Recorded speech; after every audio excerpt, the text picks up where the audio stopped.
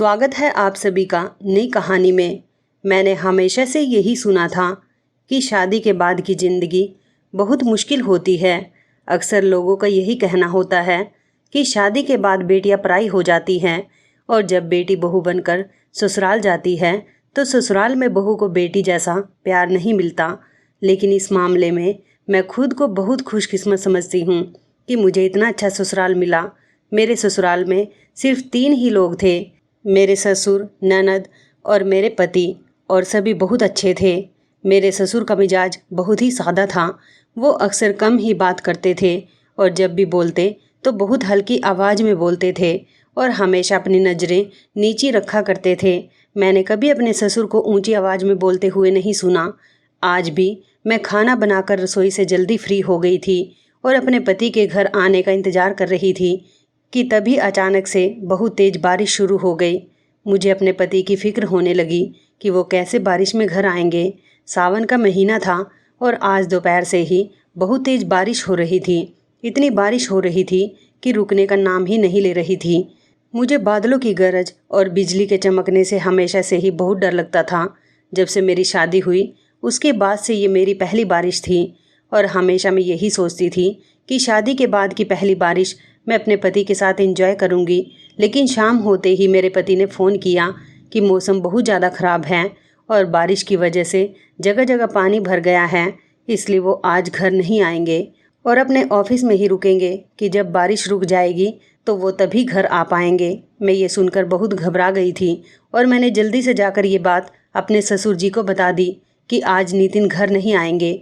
मेरे ससुर ने कहा कि बहू, तुम फिक्र मत करो, तुम जाकर अपने कमरे में सो जाओ, इसमें कोई टेंशन की बात नहीं है। अक्सर बारिश के मौसम में नितिन ऑफिस में ही रुक जाता है। मैं ससुर को बताने के बाद अपने कमरे में वापस आ गई, लेकिन ये रात इतनी भयानक थी कि वक्त गुजर ही नहीं रहा था।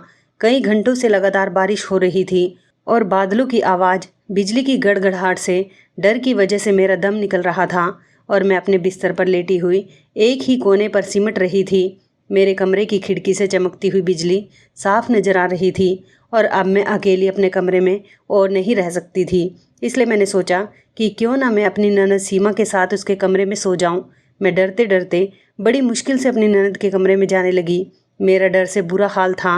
मेरी ननद का कमरा ग्राउंड फ्लोर पर था, मेरे ससुर जी के कमरे के बराबर में, और मेरा कमरा फर्स्ट फ्लोर पर था। और इसी वजह से मुझे अंधेरे में नीचे जाते हुए डर लग रहा था क्योंकि मैं ऊपर फ्लोर पर बिल्कुल अकेली थी और बारिश की वजह से लाइट भी नहीं आ रही थी। मैं धीरे धीरे सीढ़ियों से नीचे उतरी और अपनी ननद के कमरे के दरवाजे पर पहुंची। दरवाज़ा शायद अंदर से बंद नहीं था, इसलिए मैंने जैसे ही दरवाज़ा खोला तो मुझे कमरे में हल्की हल्की रोशनी नज़र आई। मैं बेधड़क होकर कमरे में चली गई और मेरे सामने जो मंजर था उसे देखकर तो मेरे होश ही उड़ गए। मुझे लगा कि शायद मुझे कोई गलतफहमी हो गई है, लेकिन जो मैंने अपनी आंखों से देखा वो गलत कैसे हो सकता है। सीमा सिसकियां लेकर रो रही थी और उसकी सिसकियां मुझे सुनाई दे रही थी और वो किसी तरह मेरे ससुर से अपने आप को बचाना चाहती थी। मैं ये सब देखकर सहम गई कि कोई पिता अपनी बेटी के साथ इस तरह गलत कैसे कर सकता है। इस वक्त मुझे मेरा ससुर एक वहशी दरिंदे की तरह लग रहा था जो मेरी ननद पर जुल्म कर रहा था। मेरी सास को गुजरे हुए बहुत जमाना हो गया था और पता नहीं सीमा के ऊपर ये अत्याचार कब से हो रहा था। आज मुझे समझ आया कि सीमा का मिजाज ऐसा क्यों था। उसके गुमसुम रहने की वजह मुझे आज पता चल गई थी। मैं जान चुकी थी कि उसकी खोई हुई आंखों का राज क्या था। मेरा नाम रश्मि है और आज से 4 महीने पहले इस घर में मेरी शादी हुई थी। नितिन ने मुझे एक शादी में देखा था और उसने मुझे वहाँ पर ही पसंद कर लिया।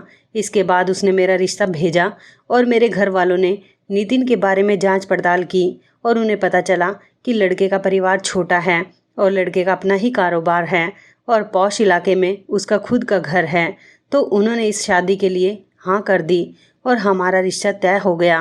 रिश्ता तय होने के बाद अक्सर हम एक दूसरे से फ़ोन पर बातें करते और एक दूसरे को समझने की कोशिश करते, क्योंकि आने वाली ज़िंदगी हम दोनों को एक दूसरे के साथ ही तो गुजारनी थी। 1 महीने के अंदर ही हम दोनों की शादी हो गई। शादी से पहले ही मैंने लोगों के मुंह से सुना था कि जब घर में ननद होती है तो रिश्ते निभाने में बहुत मुश्किल होती है, क्योंकि वो अपने बाप और भाई की लाडली होती है। और मैं भी यही सोचकर अपने ससुराल आई थी कि सीमा की वजह से मुझे कुछ परेशानी का सामना करना पड़ेगा। लेकिन सीमा दूसरी ननदों की तरह बिल्कुल भी नहीं थी। उसका रख रखाव बहुत सादा था। वो हमेशा खामोश रहती थी और अपने काम से काम रखती और ज़्यादातर अपने कमरे में ही बंद पड़ी रहती थी। मैं जब भी उसे ज़बरदस्ती करके कमरे से बाहर निकाल देती थी तो वो काम में हाथ बटाकर अपने कमरे में फ़ौरन ही चली जाती थी। कभी कभार तो मुझे उसे खाने के लिए भी बार बार बुलाने जाना पड़ता था और वो खाना खाते ही अपने कमरे में ऐसे भागती थी जैसे उसके कमरे में कोई राज छुपा हुआ हो। मेरे ससुर जी उससे हमेशा यही कहा करते थे कि हर वक्त कमरे में अकेली ना रहा करो, थोड़ा बहुत बाहर निकलकर हमारे साथ भी बैठ जाया करो। लेकिन सीमा उनकी बातों का कोई जवाब नहीं देती थी और जब मैं उससे बाहर आने के लिए ज़्यादा जिद करती थी तो वो ये बात कहकर ख़त्म कर देती थी कि उसे पढ़ाई करनी है। तो मैं भी उसे कुछ नहीं कहती और जब शाम को नितिन ऑफिस से घर आते तो मैं उनसे यही कहती कि आपकी बहन सीमा तो खामोश ही रहती है। तो इस पर वो मुझसे कहते कि वो हमेशा से ही ऐसी नहीं थी, माँ के गुजर जाने के बाद वो अकेली हो गई और हालात ने उसे ऐसा बना दिया। जब माँ जिंदा थी तो वो सबके साथ अच्छे से घुल मिल कर रहती थी, लेकिन अब वो बिल्कुल बदल गई है और बेहतर यही है कि तुम भी उससे कुछ ज़्यादा ना कहो। पिताजी उसका बहुत ख्याल रखते हैं, थोड़े वक्त में वो खुद ही संभल जाएगी। मैंने भी अब सीमा से बात करना छोड़ दिया कि अच्छा ही है कि वो घर के किसी मामले में नहीं पड़ती और मुझे उसकी तरफ से किसी भी तरह की कोई परेशानी नहीं है। वरना मेरे दोस्तों ने तो मुझे आज तक यही बताया था कि ननद अपनी भाभी का जीना दुश्वार कर देती है, उन्हें चैन से जीने नहीं देती कि वो दूसरे घर से आकर कैसे हमारे घर में राज कर सकती हैं। मैं शादी करके इस घर में यही सोच कर आई थी कि सीमा मेरा जीना दुश्वार कर देगी, क्योंकि मेरे ससुर उसे बहुत प्यार करते हैं, उसकी हर छोटी बड़ी ज़रूरत का ध्यान रखते हैं। अगर वो खाना खाने नहीं आती तो मेरे ससुर जी खाना लेकर उसके कमरे में ही जाते और उसे अपने हाथों से खाना खिलाते। वो ज़्यादातर उसके कमरे में ही रहा करते थे, लेकिन सीमा का रवैया उनके साथ बिल्कुल ही अलग था। वो हमेशा उनसे गुस्से में ही बात करती थी। अगर मेरे ससुर उसके लिए कोई चीज़ लेकर आते तो उसका रवैया उनके साथ ऐसा होता था कि जैसे वो उसके लिए कोई मायने ही नहीं रखते। मुझे हमेशा ही उसका रवैया बहुत अजीब सा लगता था, क्योंकि माँ के गुजरने के बाद तो बच्चों को पिता से दुगनी मोहब्बत हो जाती है, लेकिन वो तो अपने पिता से बहुत दूर भागती थी। मेरे ससुर जितना उसका ख्याल रखते उतना ही मेरा भी ध्यान रखते थे। मुझे अपने ससुराल से किसी भी तरह की कोई परेशानी नहीं थी और मेरी शादीशुदा ज़िंदगी बहुत अच्छी गुजर रही थी। तो मैं सीमा के रवैये के बारे में ज़्यादा नहीं सोचती थी। शादी के बाद जब मैंने अपनी माँ को ये सब कुछ बताया तो सुनकर माँ को भी थोड़ा अजीब लगा, लेकिन उन्होंने मुझसे यही कहा कि भगवान का शुक्र कर कि तुझे इतना अच्छा ससुराल मिला है और अपने काम से काम रख, कहीं ऐसा ना हो उसे छेड़कर अपने लिए मुसीबत मोल ले लो। मुझे अपनी माँ की बात बिल्कुल ठीक लगी। उस दिन के बाद से मैं कभी सीमा से खुद बात ही नहीं करती थी। मैं खाने के बाद जल्दी ही ऊपर अपने कमरे में चली आती और फिर सारी रात नीचे नहीं जाती। हम दोनों की एक अलग ही दुनिया थी। नितिन और मैं एक दूसरे के लिए काफ़ी थे, इसलिए हमें अपने आसपास कुछ भी गलत होने का एहसास नहीं होता था। एक दिन मेरे ससुर बाहर से कुछ खाने के लिए लेकर आए और जैसे ही सीमा स्कूल से आई तो उसे अपने पास बैठाकर उसे खिलाने लगे। जब उन्होंने सीमा को खिलाना शुरू कर दिया तो सीमा ने बहुत गुस्से में झुंझलाकर खाने से मना कर दिया, तो वो ज़बरदस्ती अपने हाथों से उसे खिलाने लगे। मैं वहीं बैठी ये सब कुछ देख रही थी और देखकर मैं सोचने लगी कि सीमा कितनी खुशनसीब है कि जिसे इतना प्यार करने वाले पिता मिले, लेकिन उसे कदर ही नहीं है। इसके बाद वो अचानक से उठकर बहुत तेज़ी से अपने कमरे में चली गई। मैंने बहुत हैरानी से उसे जाता देखा तो मेरे ससुर जी ने मेरी नज़रें भांप ली और कहने लगे कि मेरी बेटी मुझसे नाराज़ है, इसलिए वो इस तरह उठकर चली गई। लगता है कि अगर मैं वक्त पर उसकी माँ का सही से इलाज करवा देता तो आज उसकी माँ भी हमारे साथ यहाँ बैठी होती, लेकिन भगवान ने उसकी माँ की इतनी ही उम्र लिखी थी। मैंने इसकी माँ के इलाज के पीछे बहुत पैसा खर्च किया है और दिन रात भागता रहा, लेकिन इसकी माँ की किस्मत में बस इतनी सी ही ज़िंदगी थी। मैं तो खुद इसकी माँ के जाने के बाद से बहुत कमज़ोर हो गया हूँ, लेकिन सीमा को यह बात कैसे समझाऊँ। ससुर जी की आंखों में आंसू देखकर मेरा दिल गम में डूब गया। उम्र के इस पड़ाव पर वो किस कदर परेशानियों का सामना कर रहे थे। पत्नी की जुदाई के साथ साथ वो बच्चों के दुख भी झेल रहे थे। मैंने बहुत प्यार से अपने ससुर जी से कहा कि पिताजी आप परेशान ना हों, वक्त के साथ साथ सीमा खुद ही समझ जाएगी, आप अपनी कोशिश करते रहें। मेरी बात पर सर हिलाते हुए वो खाने की प्लेट लेकर सीमा के कमरे की तरफ चले गए और मैं मुस्कुराकर देखती रही। शाम तक वो सीमा के साथ उसी के कमरे में थे, यहाँ तक कि मैंने खाना भी पका दिया और सफाई भी कर दी। पहले मैंने सोचा कि मैं भी सीमा के कमरे में जाकर उन दोनों के साथ बैठ जाऊं, लेकिन फिर मैंने सोचा उन दोनों बाप बेटी के बीच में भला मेरा क्या काम, और मैं अपने कमरे में वापस आ गई। हमारे घर में रोज का यही रूटीन था। मेरे ससुर सीमा के पीछे पीछे उसके नखरे उठाते फिरते और सीमा उन्हें और ज़्यादा नखरे दिखाती। कभी कभी तो मुझे सीमा से जलन महसूस होती। वो कितनी खुश नसीब है कि उसका बाप उसको हर चीज़ ला कर देता है और उसके हर नखरे को सर आंखों पर रखता है, जबकि मेरे घर में मेरे साथ ऐसा कुछ भी नहीं था। मैं अपने बाप की तीसरी बेटी थी। ऐसा नहीं था कि मेरा बाप मुझसे प्यार नहीं करता था, लेकिन जैसी मोहब्बत मेरे ससुर सीमा से करते थे, ऐसी मोहब्बत और तवज्जो मेरे बाप ने कभी मुझे नहीं दी थी। मेरे बाप तो हम बेटियों से काफ़ी दूर रहते थे और अगर कभी हमसे कोई बात करनी होती तो हमेशा माँ का सहारा लेते। लेकिन मुझे क्या खबर थी कि मेरे ससुर जी का सीमा के पीछे पीछे फिरने का असली मकसद क्या है। अगर बारिश इतनी तेज़ ना होती और बिजली कड़कने की आवाज़ से मेरी जान नहीं निकली होती तो शायद मैं सब कुछ जान ही नहीं पाती कि मेरे ससुर जी अपनी बेटी को अपनी ज़रूरत के लिए बर्बाद कर रहे हैं। मैं जैसे ही उस रात कमरे में दाखिल हुई तो ये देखकर मेरे रोंगटे खड़े हो गए कि मेरे ससुर सीमा को ज़बरदस्ती जकड़कर उसके साथ बहुत ही गंदी हरकत कर रहे थे। आसपास का उन्हें बिल्कुल भी होश ही नहीं था, यहाँ तक कि उन्हें मेरे आने की भी खबर नहीं हुई। मेरे ससुर जी पर बुरी तरह से शैतान सवार था और सीमा, जो कि बिल्कुल नाजुक सी थी, अपने बाप के रहमो करम पर थी। उसकी सिसकियों से पूरा कमरा गूंज रहा था और वो अपने आप को छुड़ाने की कोशिश भी कर रही थी, लेकिन शायद उसके अंदर इतनी ताकत ना थी कि जो मेरे ससुर जी को हटा सके। न जाने वो कब से ये सब कुछ झेल रही थी। उसका चुपचाप रहना और अपने बाप से चेतना, खुद को कमरे में बंद रखना, उसकी हर एक आदत के पीछे जो वजह छुपी हुई थी, मुझे आज वो समझ आ रही थी। जैसे ही मेरे ससुर जी को मेरे वहाँ होने का एहसास हुआ, वो सीमा को छोड़कर पलटे और मुझे खड़ा देखकर शॉक रह गए। शायद उनके दिमाग में भी ये बात नहीं होगी कि रात के इस टाइम में यहाँ पर आ सकती हूँ। उनको लगा होगा कि मैं अपने कमरे में ही होंगी। मुझे देखकर उनके चेहरे के रंग बदल गए और वो घबरा गए। हकलाते हुए मुझसे पूछने लगे कि बहू, तुम यहाँ क्या कर रही हो, तुम्हें क्या चाहिए। मैंने आगे बढ़कर सीमा का हाथ पकड़ा, उसे अपने पीछे छुपा लिया।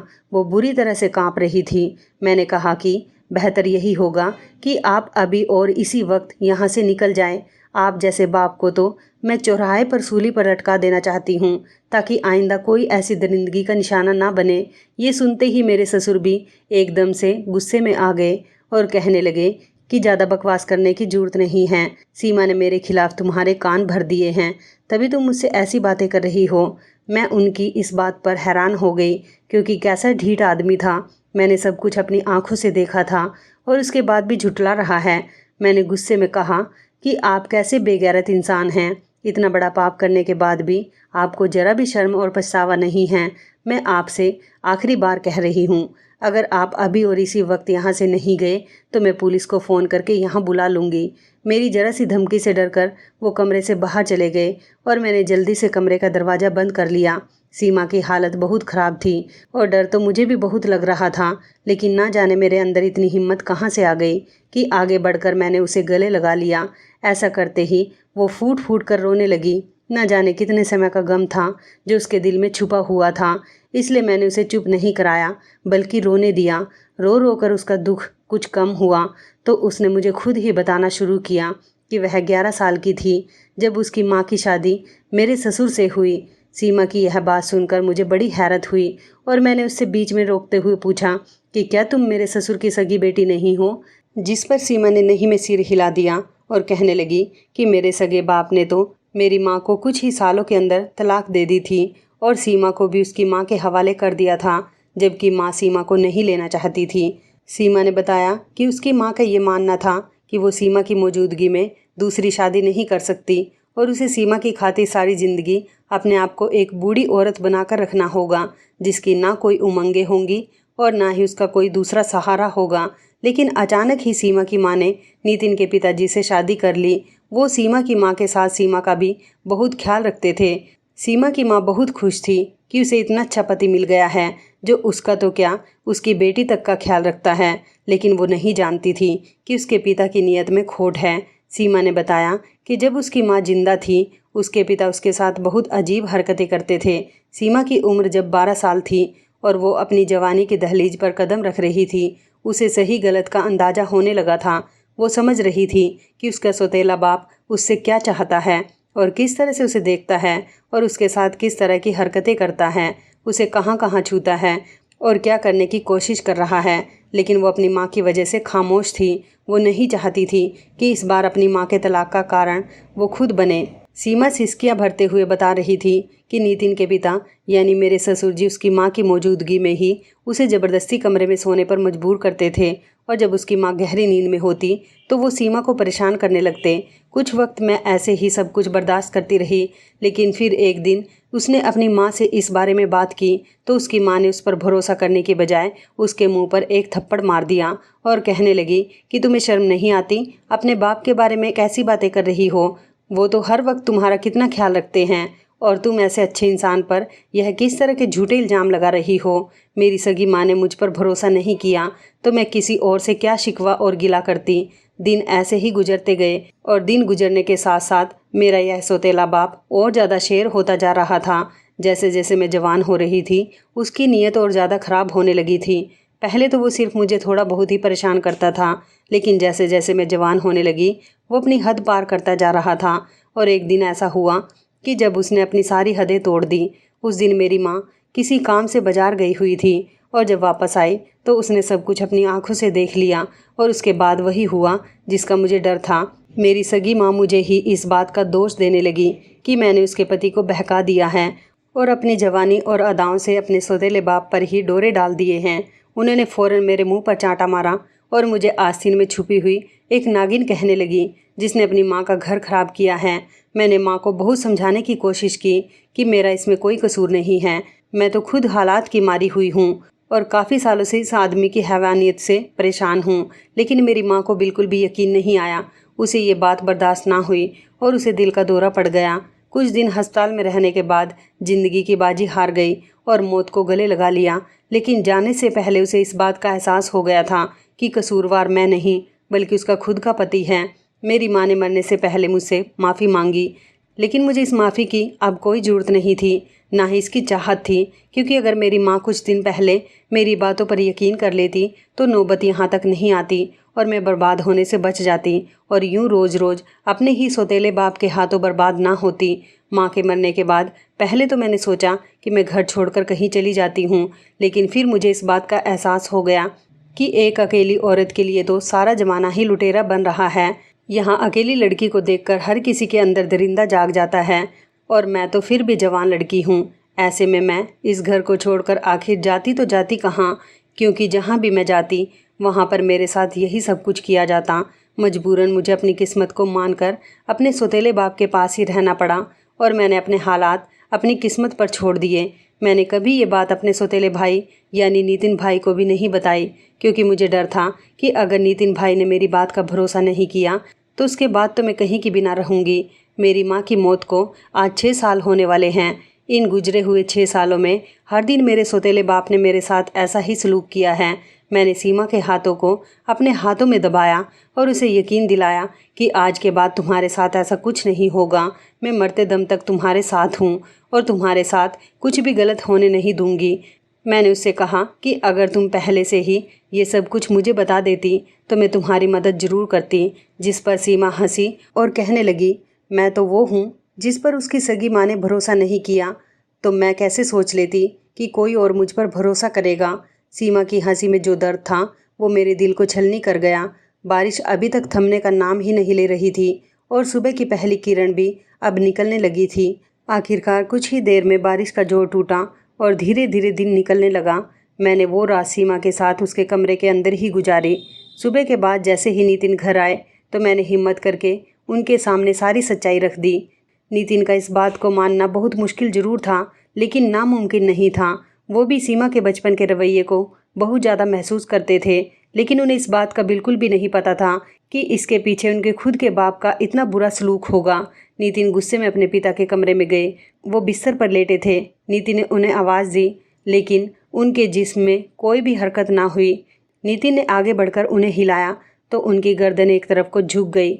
नितिन ने फ़ौरन ही डॉक्टर को बुलाया तो पता चला कि नितिन के पिता का देहांत हो चुका है। नितिन के पिता जान गए थे कि अब उनका सच बेटे के सामने आने वाला है और वो इतनी गंदी हरकत करने के बाद अपने बेटे का सामना करने को तैयार नहीं थे और शायद इसी बात को बर्दाश्त ना कर सके और उन्हें दिल का दौरा पड़ गया, जिस वजह से उनकी मौत हो गई।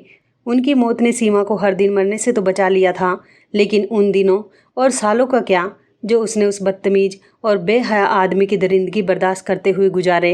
दोस्तों, तलाक पति पत्नी के दरमियाँ होती है, लेकिन उनके बच्चे सारी ज़िंदगी के लिए बर्बाद होकर रह जाते हैं।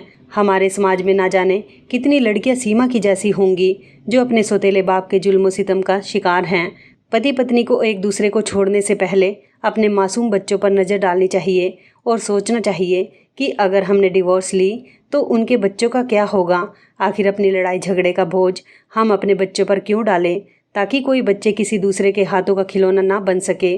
और अगर कोई अपने आसपास किसी ऐसे आदमी से कोई भी उल्टा सीधा रवैया देखे तो उसे नज़रअंदाज ना करे, बल्कि उसके पीछे की सच्चाई को जानने की कोशिश करे। हो सकता है कि आपकी एक कोशिश से किसी मासूम की ज़िंदगी बच जाए। तो इस कहानी के बारे में आपकी क्या राय है, कमेंट करके ज़रूर बताइएगा। दोस्तों, आपको हमारी ये कहानी कैसी लगी, आप हमें कमेंट बॉक्स में ज़रूर बताएं। यदि आपके पास भी ऐसी कोई प्यारी सी कहानी है या फिर ऐसी कोई कहानी जिससे कुछ शिक्षा मिले तो आप हमारे साथ उसको ज़रूर शेयर करें। दोस्तों, यदि आपको हमारी ये वीडियो अच्छी लगे तो आप हमारी इस वीडियो को लाइक शेयर ज़रूर करें और ऐसी ही दिल को छू लेने वाली प्रेरणादायक कहानियाँ सुनने के लिए हमारे चैनल को भी सब्सक्राइब करें। यदि आप हमें फेसबुक पर देख रहे हैं तो आप हमारे फेसबुक पेज को लाइक और फॉलो ज़रूर करें। तो दोस्तों, फिर मिलते हैं ऐसी ही ज़बरदस्त कहानी या टिप्स के साथ नई वीडियो में। तब तक के लिए धन्यवाद। आप सभी अपना ख्याल रखना। आपका दिन शुभ व मंगलमय हो।